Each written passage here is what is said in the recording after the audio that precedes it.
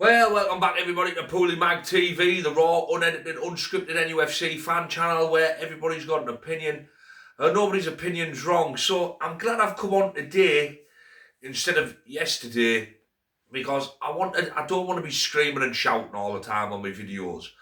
I want to be cool, I want to be calm, I want to be collected, and I want to be concise with the information that I send out to the people that listen and watch these videos.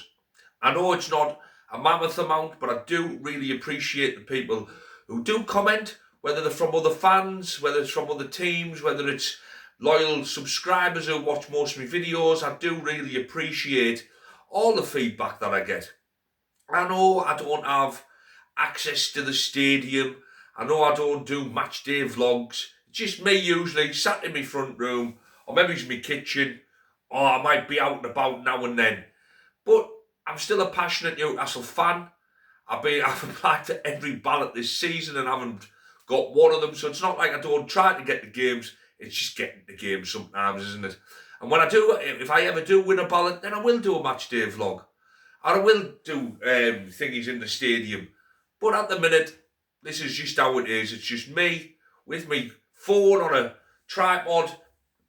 I don't have no big camera. There's no expenses spared on this channel, but it's just me, it's just a hobby for me, and I really enjoy doing it, and it's quite cathartic, to just get your opinions out, because sometimes when they go into your head, they can be quite toxic, can't they, when you keep things in.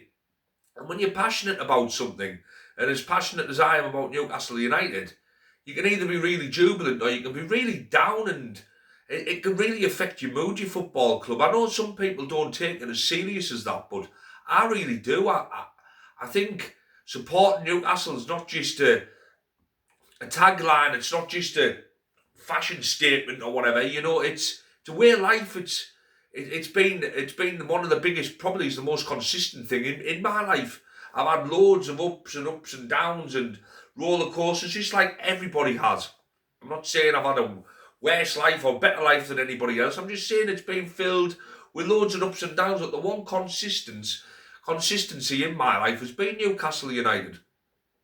It's been with me since I was 5 years old. I'm 36 now. So that's 31 years. That's probably 90% of my life.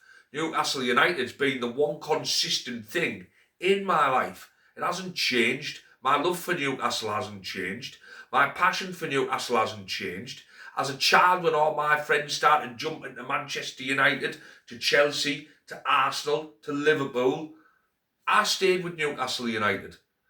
Through the good, the bad and the ugly, I have been a Newcastle fan. Whether I've been to loads of games or not, Lee Ryder, whether I can get to the ground or not, I don't miss a game. Unless I've got, obviously, other commitments. But I will always, if I can watch Newcastle United, whether we are playing rubbish as we are at the minute, or whether we're flying like we were a couple of seasons ago, I will watch every minute of every game, just like any other Newcastle fan. And this is why this season has hurt me so much, because it's not just the defeats. I can handle defeats. Yes, in the heat of the moment, it does your head in, doesn't it? And this is why I've done a video today, so I'm not as full on as what I was last night, because I was fuming last night. Not that we got beat 3-1 off Manchester City. They could beat Barcelona 3-1. They could beat Real Madrid 3-1. It's not that. It was the way we capitulated again after going 1-0 up. Yes, they upped their levels. I'm aware of they upped their levels. But this is where our recruitment goes a total awry. Eddie Howe, his recruitment policy is from runners upon runners upon runners upon runners. No creativity. Nobody who can just grab the ball, calm it down a little bit, play a couple of nice little passes and get us back into our groove. It's always running and trying to take people on and long balls and crosses, and it's just not good enough. It's not. It's served a purpose, but it's not good enough. And it hurts me to watch a club that has so much potential. We've got I know PSR and FFP and whatever the hell else they want to call it is restricting us. I am well aware of that. But we still had 200 odd million spent on this squad in the summer to get worse. And people who want to say Eddie Howe hasn't been backed, open your eyes, man, he has been backed. I know he went 3 transfer windows without any signings. I'm aware of that. And he did brilliant under them circumstances. But as soon as you give this man a little bit of money without any guidance or direction, when he started to get free rein like he had at Bournemouth and total and ultimate control like he had at Bournemouth, we're in big trouble. We haven't been the same since Staveley and Ashworth left. This club has been slowly but surely. The Carabao Cup papered over a lot of cracks last season. A massive papering over because it was brilliant. It's the best day as a football supporter I've ever had. And thank you, Eddie Howe, for bringing me that. And thank you for getting us into the Champions League quarter-final. Thank you for stabilising our club when it was on its arse. Thank you for bringing me Bruno Guimaraes. Thank you for bringing me Tonali. Thank you for bringing me the ex number 14 and the moments that you provided as a manager for this club. There've been some of the best wins. The 3-1 in the Carabao Cup at Old Trafford, the battering of Arsenal in his first season here, the Carabao Cup win. There's plenty more. Or the PSG. We've beaten Man U numerous times. The 3-3 against City when that season. The 1-0 against Leeds away from home to kickstart our season. The 4-3 against Leeds this season. But and there always is a but with these type of things. I honestly believe you've reached your point. You've reached your ceiling at Newcastle United now, Eddie. I really do, and some of the decisions you're making are baffling. Playing Nick Voltemada in midfield, he's not a midfielder. Whilst I've got a hole in my backside, he is not a midfielder. You can get away with it against Karabag. Doesn't work against Manchester City. He's not a midfielder. You're destroying this young man's confidence. This young man has been left as the scapegoat of this season, when in reality, you're the problem, not him. You're the problem, not him. This reliance on Dan Burn, this infatuation with Dan Burn. Good player, really good squad player. But what are you doing? Putting Lewis Hall at right back, Joe Willock from midfield to right wing, back to midfield. Tino Livramento comes on, which meant 8 minutes after Lewis Hall got moved to right back. What was the point? I don't understand it. I don't get you. I don't understand what you're doing. I don't think you do. And if you don't, and I don't, then players certainly don't. You're not confusing the opposition by putting players in different positions. You're confusing your own players. And that's what's happening. Play the right players in the right positions. I watched an interview with Jermaine Defoe when he went to Bournemouth, and he said he completely tried to change Jermaine Defoe's whole game and get him into playing more deeper and more defensive. And he said, "You've signed me for a reason, Eddie. Why are you making me do this?" It just does not make sense.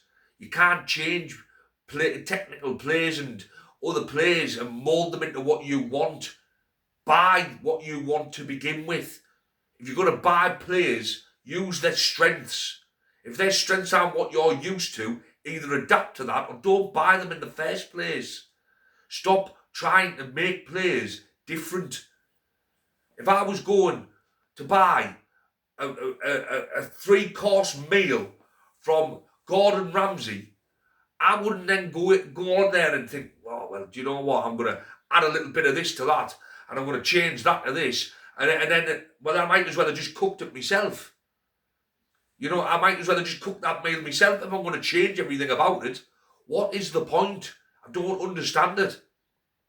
You got Nick Voltemada, a technical 9.5, number 9 for Germany, can play in the number 10, I would have thought, and he's a striker. He's not a midfielder. Stop playing him there. You play Anthony Elanga the wrong way. I've made these videos before, but it's glaringly obvious that Eddie Howe just isn't the man for me anymore. It's glaringly obvious that he panics when we're getting beat. And this club needs a change of direction fast. It needs a rocket up its arse fast. Piff need to do something. They need to be more involved, because we just feel like an afterthought now. We feel like I feel like we've been forgotten about by them. I really do.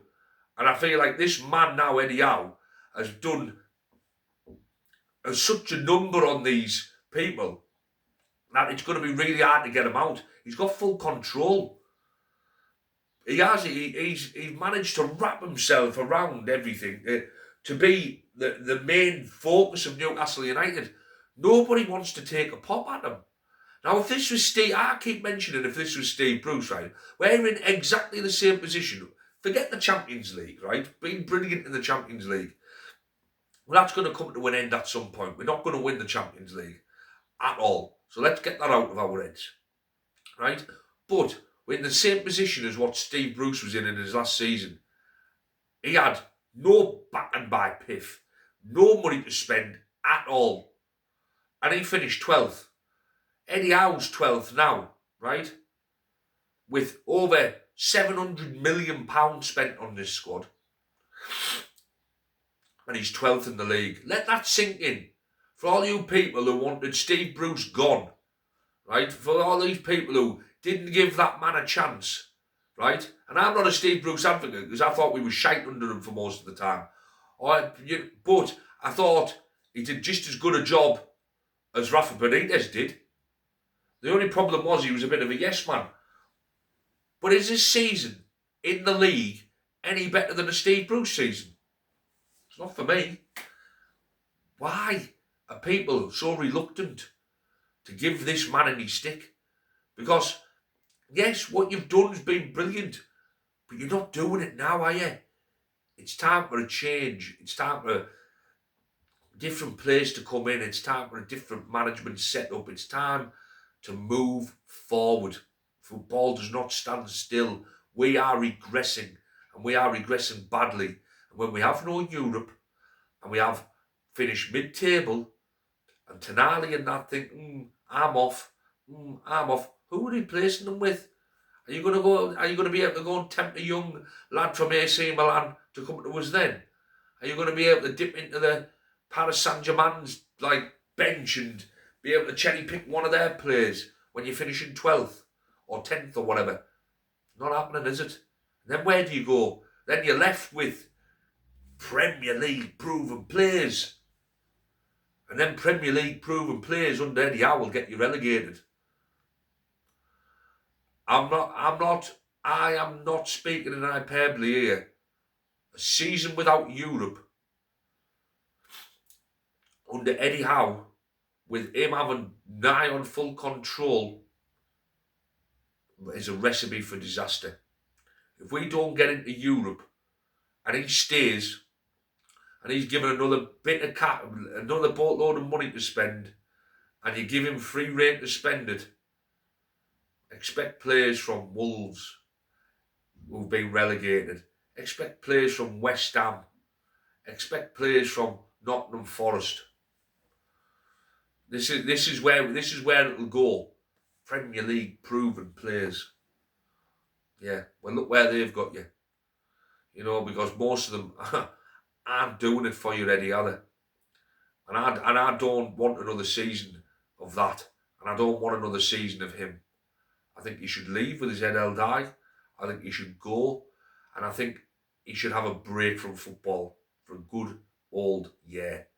And come back, go to Tottenham, go wherever you want. And we'll thank you. We'll always sing your name. But at the minute, it's getting worse.